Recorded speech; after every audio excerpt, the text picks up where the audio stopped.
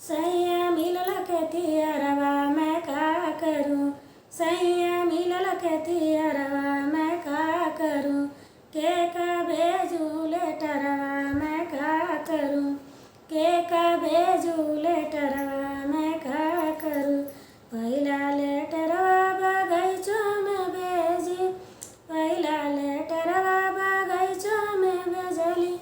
पड़े मलिया के चोकड़वा मैं का करूँ। पड़े मलिया के चोकड़वा मैं का करूँ।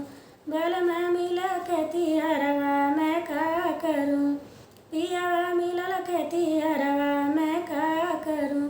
दूसरा लेटरवा कुवनवा पर भेजी। दूसरा लेटरवा कुवनवा पर भेजली।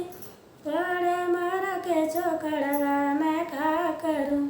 पड़े मारा के चोकड़वा मैं का करूँ।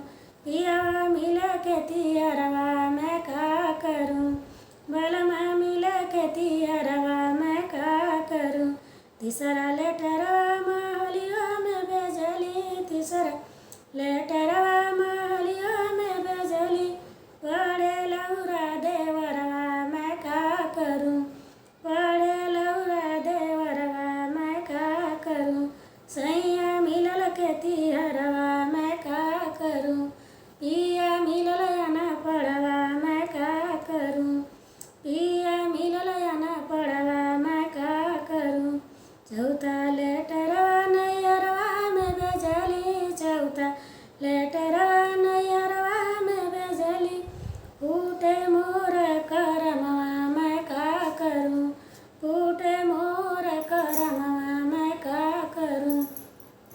पियवा मिलल खेतियरवा